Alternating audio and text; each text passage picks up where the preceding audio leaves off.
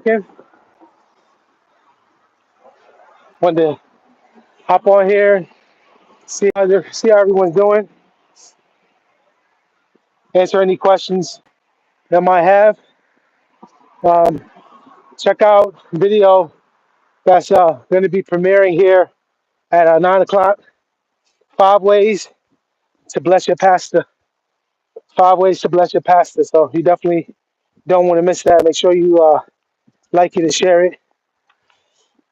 Yeah, man. So I hope y'all can hear me. Sometimes this microphone acts up. I might I might erase this if y'all can't hear me clearly. But yeah, I just want to answer any questions while I'm out here walking. It's cold in Western New York, but it's not bad, man. And I should say it's windy. It's cold and windy, but it's not that bad. So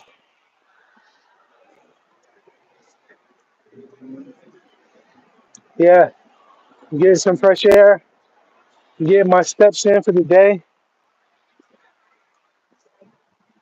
Um,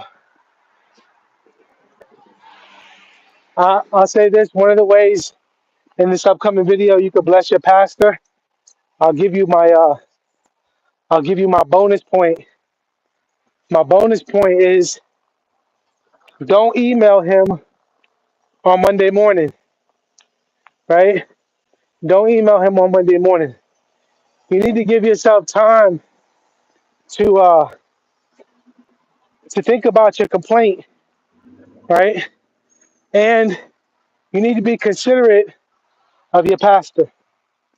Be considerate, Sunday afternoon, Monday morning, those are his most vulnerable times, right? And a pastor's strength, you know, uh, that fog that he feels after Sunday and going into Monday, that fog that he feels, man, that doesn't leave till about Tuesday, Wednesday.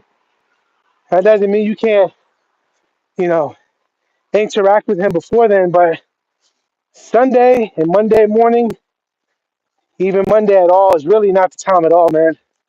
So if you want to be a blessing to your pastor, man, love him, right? By putting yourself in his shoes. Again, of course, you got questions, you got concerns, right? That doesn't mean he's untouchable. You should be able to ask your questions. He should be approachable. Those are things that should be the case. But keep in mind that this man has poured out his soul on your behalf. And if you respect that space of his and um, come at him the right way, it's good for you. Right? It's good for your soul. It's good for him. The other thing is this, y'all. You know, sometimes, man, I say oftentimes, we we are quick to bring our complaint to the pastor and the elders, right? Oh, did you hear what they said? And then you shoot out a response. We're quick to do that, man. But did you pray? Did you fast? Did you genuinely search your heart before you sent out this email or this text message? Man, it's so easy for us to just throw things out there, right? And not really take the time, man, to search our hearts. A lot of times we come with these complaints and we're the problem, right? We're the ones who are the problem. That doesn't mean the pastor didn't say something the wrong way or whatever. But really, oftentimes, we're the problems. And rather than deal with ourselves, we'd rather offset that and put it on someone else. And so take your time. Give it at least 48 hours. I learned this from someone, man. I remember one time I had this issue with someone at the church. This was many years ago. I was pastoring in a different state. I'm in New York now, but I was pastoring in a different state. And I remember this person got me upset, man. And I'd been patient with them and I'd done all this and then it got to the point, man, where I was just angry. I was upset now. Hey, good morning. And can you hear me clearly? I hope y'all can hear me clearly. Sometimes it sounds muffled. My phone is messed up, so I need to. I'm supposed to have my microphone with me, but I don't. But let me know if you can hear me clearly. But I reached my point and I had gotten upset. So instead of waiting, right? I wrote an email out and I lit into this person, right? I wrote an email out, lit into them. Thankfully, I had the wherewithal to send this email to one of the elders at our church before I sent it to this person. So the end of the story is they did not get this email. Thank the Lord. Now they ended up leaving our church anyway. So part of me is like, I wish you would have got this email, but they never got the email.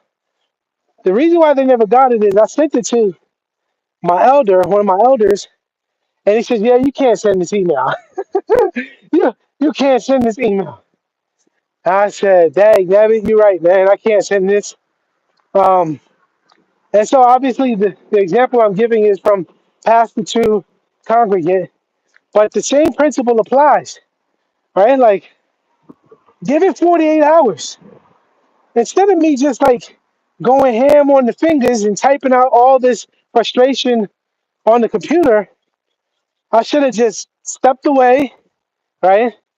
Prayed, gone to the Lord, and then seek the counsel of someone, and the next morning and sleep on it. The next morning, I probably would have woke up and my heart would have been at a much better position, a much better place. Now that's 24 hours. Imagine 48 hours. Imagine a couple of days. Were you able to sit down and write your thoughts down, articulate what it is that really is frustrating you? Is it you? Is it not? So anyway, that's my bonus point on the episode that's up right now. So check it out. Let me know what you think. Uh, but yeah, this is the time where y'all can ask me anything. I see Abigail is on here. She says hi. Hi, good morning. Again, if you're on here, do me a favor, give a like. Let me know if you can hear me clearly. I've been having trouble with my microphone. Probably sounds muffled. If it sounds really bad, I'm gonna erase it. I'm gonna take this down. But I'm on my morning walk and taking some fresh air and looking at God's creation, using this opportunity to get some exercise in. And I wanted to chop it up with y'all real quick, man. So let me know where you're watching from. Let me know if you have any questions about anything. I'll do my best to answer. And while I'm here, hopefully y'all can hear me. Um, I want y'all to consider doing me a favor. All right, this is the consideration I want you to think about. I want you to consider purchasing my wife's poetry book. If you go to Amazon, Framed for His Portrait. My wife's name is Sarah Ramirez. Go to Framed for His Portrait on Amazon. She's got, I think it's well, how many pages is it? I think it's categorized as like 72 pages or something like that. Um, but yeah, man, some really good poetry. My wife is a really talented writer, man. So I think y'all will be blessed by that. If you want to get that for yourself or for a family member for Christmas or some upcoming holiday or birthday, definitely consider that. Um, yeah, man. So I think that's it.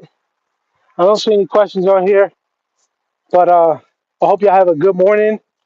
I hope you guys attack the day, get after it for the Lord's sake, and honor the Lord with your life and what you have before you. All right, y'all. I'm gonna sign off.